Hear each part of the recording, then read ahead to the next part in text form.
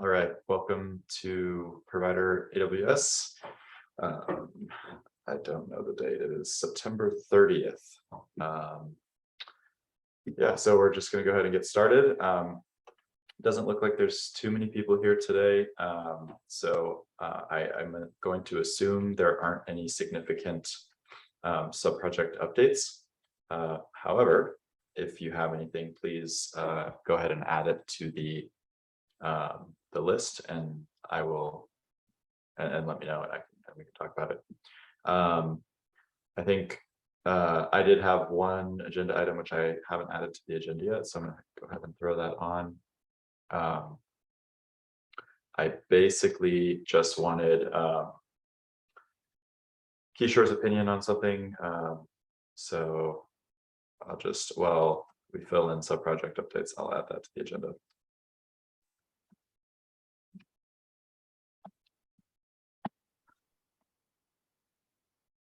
All right, Kishore, looks like you have a patch release and the load balancer controller. Anything you wanted to mention about that? Yeah, so it's a minor release, sorry, not a minor, like a minor bug fixes, and this is to address some CVs that were found in the recent 243 release. And the release notes are in the link here. Got it. Thank you. All right. Yeah, so we have this issue in Provider AWS to support multiple route tables. Did we ever get a chance to discuss this one, Kishore? I can't remember. I don't remember. Okay. So it's essentially, I mean, the request sounds reasonable to me. It's apparently they need multiple route tables in order to create a cluster with multiple zones when routing is done without an overlay. So I guess that would be KubeNet. But it seems like, is this VPC native networking or? No, I think it would be, I mean, I guess it would be KubeNet, which is. Yeah, route. Technically KubeNet doesn't have to use this, but I think this is referring to when we turned off source dest IP checking and would route a/24 or whatever it was to each VM in the route table. So custom routes would be what I would call it. But I actually thought, I don't think it's multiple zones. I thought we had, I'm trying to remember the sequencing. I thought that this functionality worked for a long time.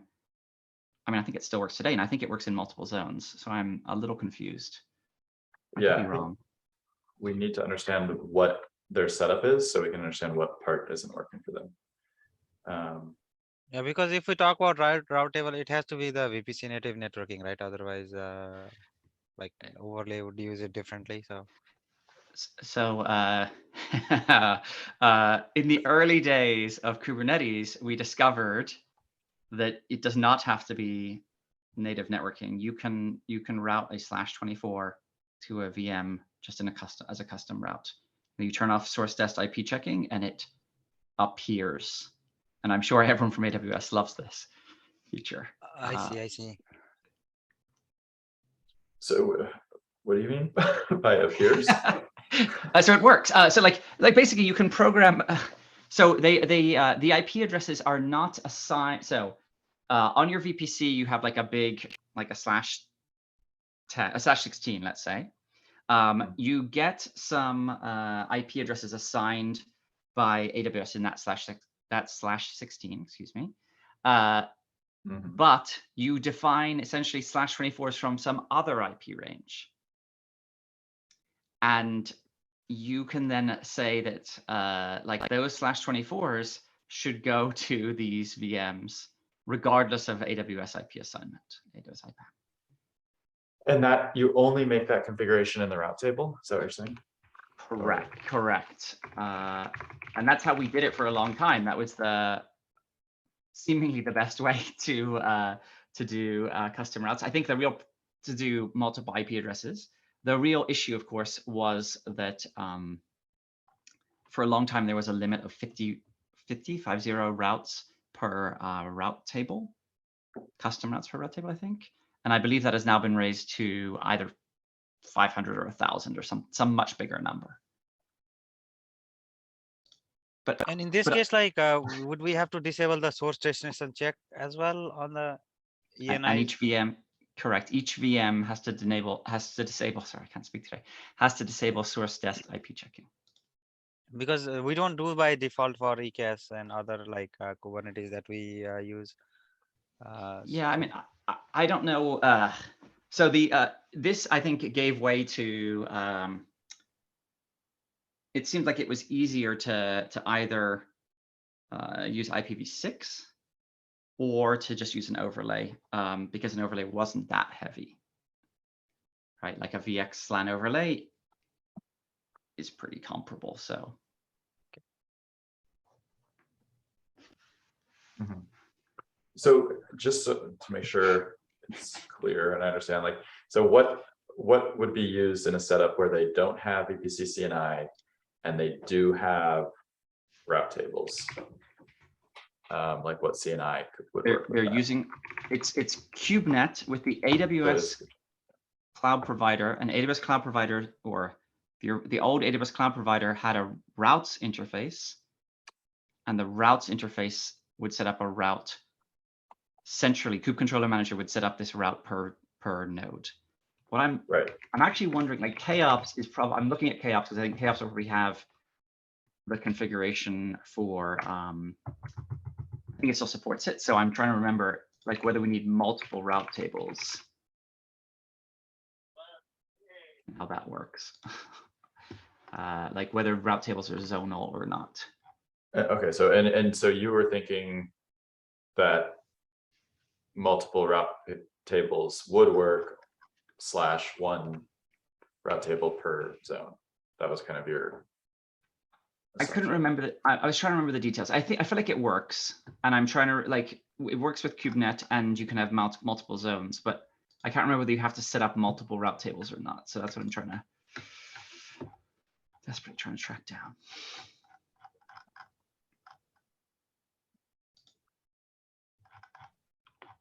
I probably just need to fire up a multi-zonal route table cluster and see what happens. All right, thanks for clearing that up. Yeah, so much clearer. So somebody says, we're using Gardener to create the Kubernetes clusters. It uses the Gardener extension provider to set up infrastructure. There's a cluster global route table per cluster, which includes the Kubernetes node CIDR as local. And then in a gateway as default route. And per availability zone, there is another route table, which includes the Kubernetes node CIDR as local, and now gateway is default gateway. Is Calico or Cilium CNIs? Calico being used in the majority of scenarios. As of now, we use overlay networks, IP and IP, Calico, and VXLAN for Cilium. We'd like to get rid of them. Therefore, our goal is to use the Cloud Control Manager to create corresponding routes for the per node pod CIDRs in the infrastructure. Works for all other infrastructures we work on, Azure, GPC, and OpenStack. Okay. This is a very complicated setup.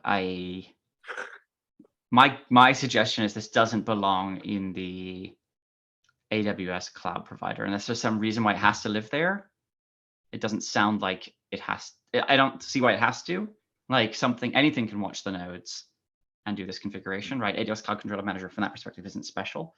And so if it's this unusual a setup, I would say it doesn't belong in the Cloud Controller Manager. But I don't know. I mean, yeah, I guess guess ask them more information like about this. well, I guess the argument would be like, why does this apply to all users? And if they have a good argument there, then Exactly, or even a substantial number of users, right? Like what? Like yeah. is this something where like it doesn't sound like this has to be in the AWS Cloud Controller Manager. It doesn't sound like it applies to many users. Can we do it externally, prove that it works, and then like graduate it a bit or something like that, you know? Yeah, exactly. Yeah. I mean, I would be fine with implementing this if it really did apply to, you know, multiple subs. Because we don't hear and about setups. this a lot. I mean, this is the first time that I'm seeing something like this. Right, and I was trying to drag up like it from my memory. Mhm. Let's see. Okay, I have the code in. All right, so let's see if I can just paste a link to this. This is the network builder code in PayOps. Isn't necessarily going to help, but so there's a VPC.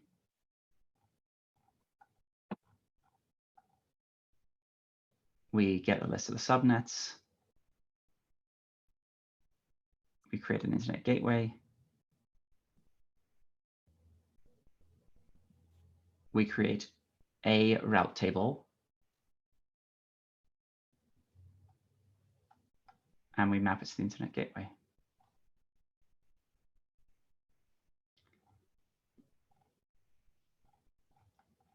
And I'm pretty sure we're going to, we associate the subnets to the route table.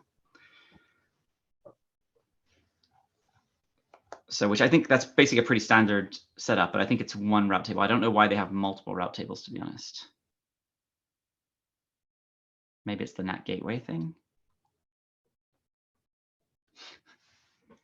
Yeah, I don't think we should be supporting this immediately without any additional information. And my gut feel is that we'll probably say, hey, like this doesn't belong in AWS Cloud Controller Manager.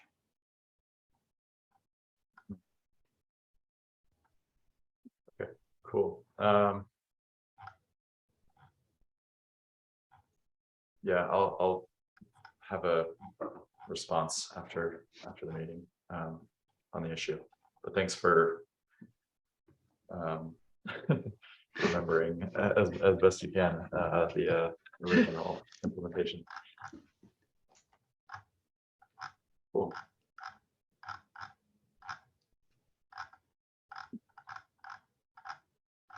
Let me see if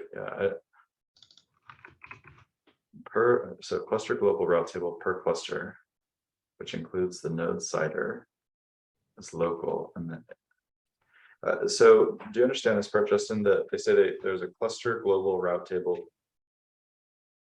global route table per cluster, which includes the node CIDR as local? Local means that those VMs those IPs are on the. So we're basically setting up a router, right? And we have a route table with IP ranges, and we're saying that those particular IP ranges we expect to be like directly plugged into the switch, as it were. Like if you imagine a switch, right?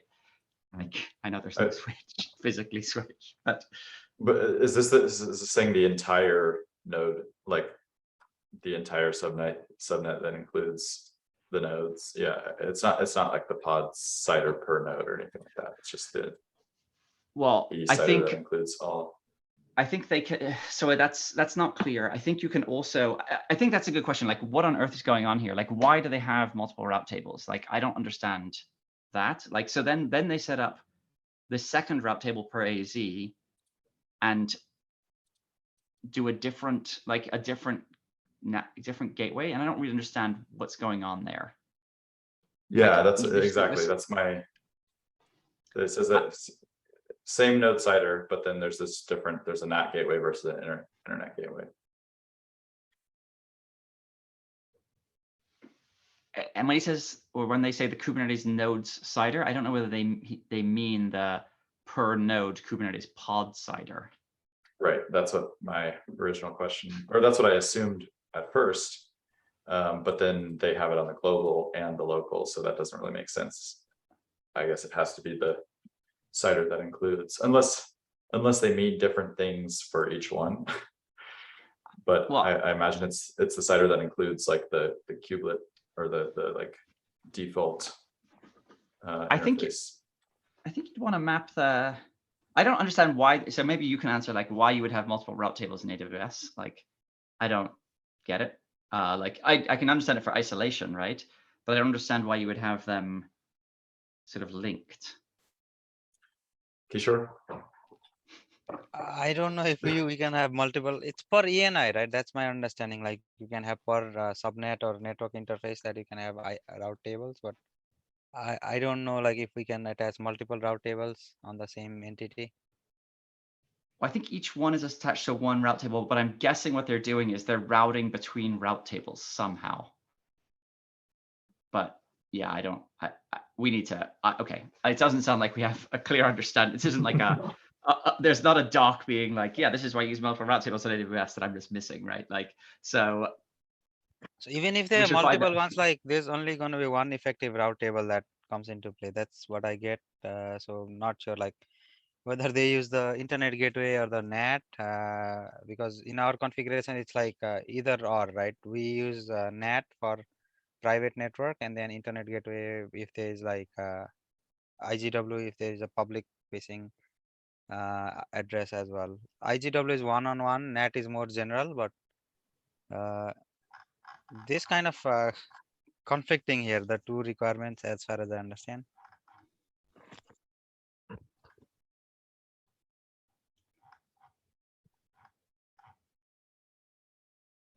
I think we can ask them to explain what is going on in terms of network topology here.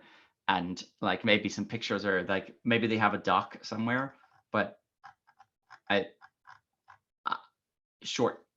the short answer is likely to be like it's a high bar to get into the AWS Cloud Controller Manager, and this is not. It doesn't. It seems like it on the works surface everywhere meet that. else, like Azure, GCP. Yeah, Just Yeah. AWS is where it doesn't work. So, But I think the question is there another way to do it on AWS? Or is there really a missing functionality here? we don't know what they're trying to. We don't know what they're trying to do, right? Like, what are they actually trying to do?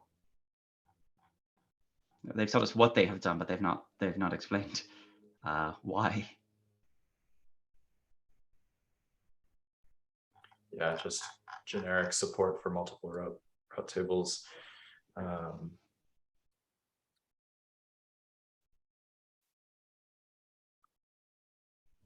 And you believe this? I mean, this statement sounds wrong. Multiple zones when the routing is done without an overlay, right? I don't think that's needed. I could be wrong. It almost also depends how they have done it, but no, I don't. I thought we had that support already. I might be wrong there. Cool. All right. Well, I think obviously we need more information from them, and I agree with our answer until they convince us otherwise. So cool. Thanks for the help. Awesome. And I don't think I think it's actually like also we're basically saying, look, go and build it externally, and then we can like incorporate that code, right? It isn't if it proves valuable to everyone, but like I think we're saying like there's nothing. It's not like Kube Controller Manager where this was the only place you could do these things previously. Like if AWS Cloud Controller Manager needs to switch off some functionality, we should make sure that functionality is available. But they should be able to do this outside of AWS Cloud Controller Manager and Kube Controller Manager. Right. Yeah, no, that makes sense. Yeah, I mean, yeah, like if they need, I mean, assuming they're not using EKS, which I don't. Right, the Gardener's Gardener's a alternative to KOps and EKS and. Yeah. So then they would need to be able to disable the route controller with whatever they're using, and then they could write the route controller really is or if it's just disable part of the route controller, then they can do that. We can, I mean, that would be a lot easier to implement than this. That's what you're saying, right? Exactly. Yep. And I think like, I don't know if the flags to disable various controllers are in there. I imagine the route controller is only turned on in certain circumstances anyway, so. So the No, you global can might be from disable- the configuration, like the global route table, they might be referring to the one that's configured in the Kubernetes cluster. And we might be using tags to filter the or to get the route tables. If global is not configured, I think that's where they are going with this, as far as I understand, just by looking at this error message here. So we try to list the route tables, and then we did find multiple of them based on the cluster tag, and that's probably what they want us to support. Still not clear, but that's where I'm going with this. Yeah, so. But I mean, the EKS doesn't register node routes, does it? Like you don't register any node routes, do you? No, we don't actually enable the route controller. Right. So that's all. I mean, that functionality is like, they need the same thing, right? They need to turn off the route controller and do it in some other controller that unblocks them, I think. Just Yeah. like I was searching the error message, and then we have a possibility to hit this. This is from the route controller, of course, but yeah, maybe we don't hit this case with the EKS because we don't enable the. Yeah, we explicitly disable the route controller because we don't need it for our CNI, VPC CNI. Well, But also- Kishore, are you saying that? Go ahead. Go ahead, Justin. Well, I just want to say it also does stuff you don't want to do if you have if you're doing it another way. Like it will go and configure stuff on the route table which you don't want. It will configure those pod siders on the route table, which I'm pretty sure you don't want. Okay. Right. Yeah, it's from the route controller. Okay, I got it. Not from the. I was thinking about like whether we discover this from load balancer as well, but not the case.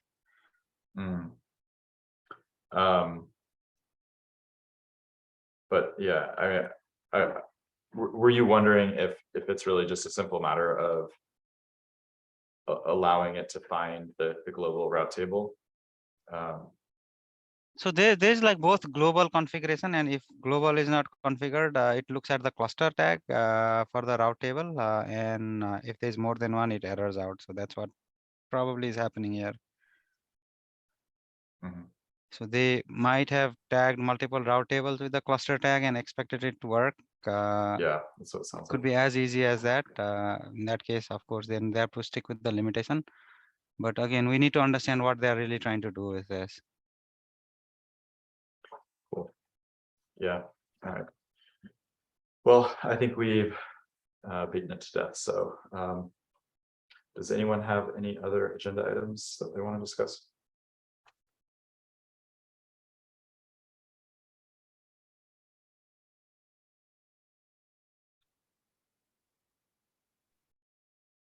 Cool. I think we can probably leave it at that then. Awesome. Thanks for Yeah. hosting. Thank you, guys. Yeah. Thanks for joining. Bye. See you later.